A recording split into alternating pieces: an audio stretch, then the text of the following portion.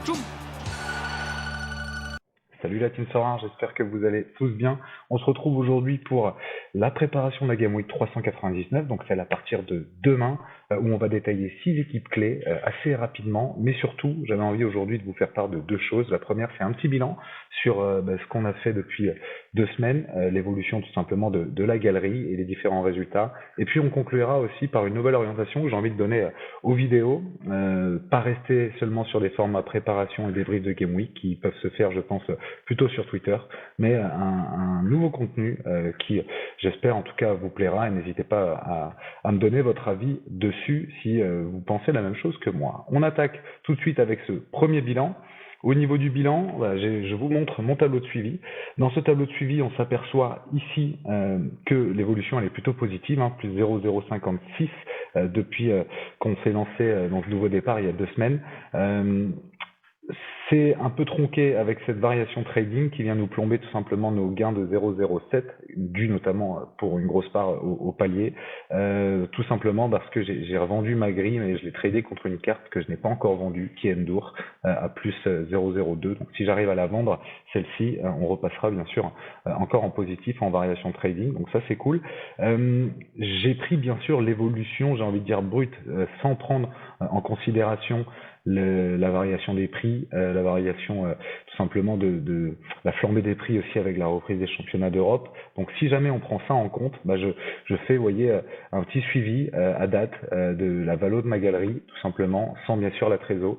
Et donc si on prend aujourd'hui au 17 août, elle est à 3,61 quand on avait capital initial plutôt de 3,35. Donc si on prend réellement l'évolution, on est à, vous voyez, 0,3 ETH depuis 2 semaines. Donc ça c'est cool. Maintenant, on sait qu'avec la reprise des championnats Europe, etc., ça risque de chuter un peu les prix, sauf si on a pris les bons joueurs. Donc c'est ce qu'on verra aussi. Mais c'est pour ça que je préfère vous présenter plutôt l'évolution, on va dire, nette de la galerie. 2 rosters aujourd'hui à vous présenter parce que c'est la reprise de Bundesliga. Vous voyez, mon roster il est pas complet, c'est normal, j'y connais moins en tout cas en Bundesliga, donc j'attends aussi de voir la reprise. Maintenant il y a de quoi quand même se faire une petite équipe sympa pour débuter, et c'est un peu la même chose en Serie A où on a quand même pareil de belles cartes et où il y a eu peu d'ajustements, vente d'Amrabat et recrutement de Ilic du Torino qui me plaît beaucoup. Donc on verra aussi ce que ça donne le début du championnat, mais également aussi la fin du mercato. Donc c'est pour ça que mon roster il prendra réellement forme, je pense, en septembre pour jouer ces 2 divisions-là. On attaque avec la présentation du coup des équipes. Première équipe à présenter, c'est la CAP 240 Limited. J'espère qu'on restera sur la même lancée que les 2 dernières, parce qu'on a eu le palier 2 fois de rang. Donc Vargas toujours qui nous a porté chance la semaine dernière, Camara qui a un L15 très bas à 25, donc là j'espère que cette fois-ci à domicile ça le fera. Ça me permet de mettre Savarino qui va jouer à l'extérieur au Galaxy il me semble, mais qui est un très bon scoreur, à l'heure aussi qui a plutôt un bon match-up pour commencer, et puis Sorloth aussi qui a débuté avec Villarreal la semaine dernière, donc j'espère qu'il scorera aussi notre ami Alexander. Voilà en tout cas pour la 240 Limited. Pour la rare, on continue avec Vargas, la team Vargas représente toujours, qui joue à domicile avec Cenciano, Veselinovic à domicile aussi avec les Whitecaps, Alvaro Barreal à l'extérieur avec Cincinnati, mais Cincinnati en tout cas j'ai confiance en son scoring. On va jouer Yann Lakar aussi de la Juke, et puis John Mercinage du Lokomotiv Zagreb qui va à l'extérieur, mais on ne sait jamais, ça peut être un bon scoring aussi pour John. Donc voilà pour la 240, et derrière on enchaîne avec la U23, avec Diogo Costa à domicile également, Pierre Schurz qui a un bon match-up contre Cagliari aussi avec le Torino, César Aroro avec Orlando aussi qui est U23 et qui est plutôt un très bon scoreur aussi dernièrement, Erling qui reçoit Newcastle, et puis Balikwisha aussi avec l'Antwerp qui marche un peu sur l'eau ces temps-ci. Donc on espère en tout cas une bonne perf de notre team U23, un peu mieux que celle du week-end dernier. Et là, on rentre dans plutôt les divs régionales, donc la Ligue 1. La Ligue 1, on finit 230e la semaine dernière. C'est les 200e places qui sont payées, hein. Donc j'espère que cette fois-ci, ça le fera, même si le match-up de Strasbourg est un peu plus compliqué à Monaco. Mais j'ai confiance en Strasbourg. On commence avec Chevalier, du coup, qui lui a un match-up plutôt favorable contre Nantes, normalement. Strasbourg, du coup, à Monaco. Gilbert et Bellegarde. Bellegarde qui a été aussi monstrueux, en tout cas, contre Lyon. Ito, qui a marqué contre Marseille la semaine dernière.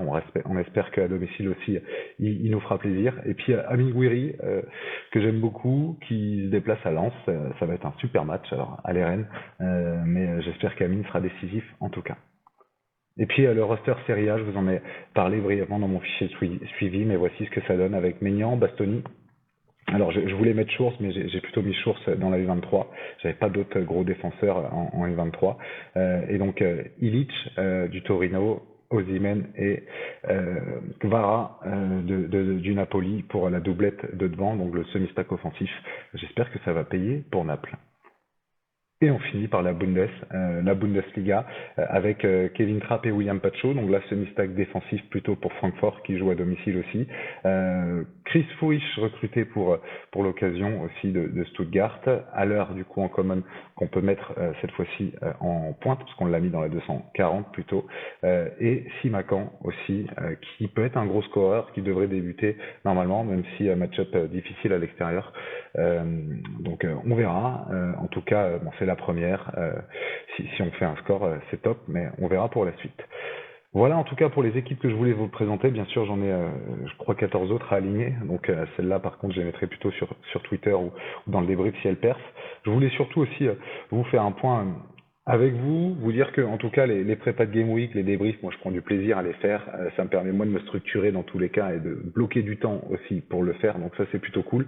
Maintenant, j'ai, pendant ces vacances aussi, essayé d'expliquer à mon père, d'expliquer à mon frère et d'expliquer à deux potes ce qu'était Sorare. Il n'empêche que c'est pas évident pour les accrocher. Je me dis qu'avec l'arrivée du cash wallet, ça devrait être aussi plus simple, parce que du coup, on parle plus forcément de crypto, donc ça fait moins peur.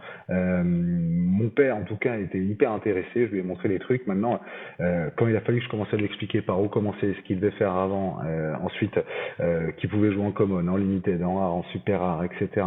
Toutes les divisions qu'il pouvait jouer, les 5 cartes à aligner. Bon, c'était assez complexe, et je vous cache pas que j'ai regardé aussi le contenu qu'il y avait, et le contenu qu'il y a, ça reste aussi sur beaucoup l'ancien gameplay, ou sur ça inclut pas des nouveautés qui sont arrivées ou qui vont arriver. Donc je me dis que je vais recommencer aussi un format et me dire, voilà, si j'étais nouveau sur Sorare en septembre 2023, par quoi je commencerais, et ensuite essayer d'expliquer l'ensemble du gameplay, l'ensemble des pourcentages de collection, des pourcentages de fitness quand on aura les infos, pourcentage d'XP, quelle division choisir, avec quel budget, etc.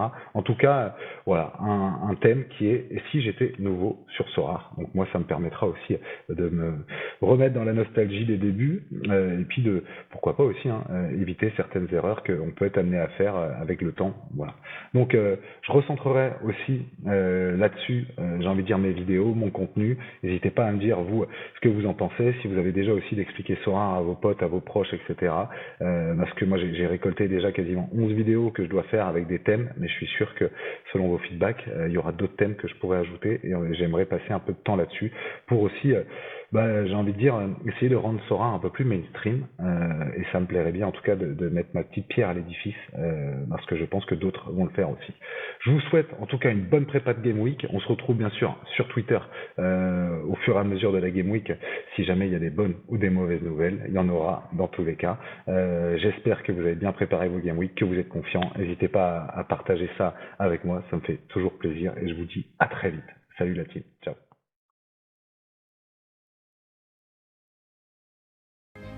C'est beau quelque part. C'est beau quelque part.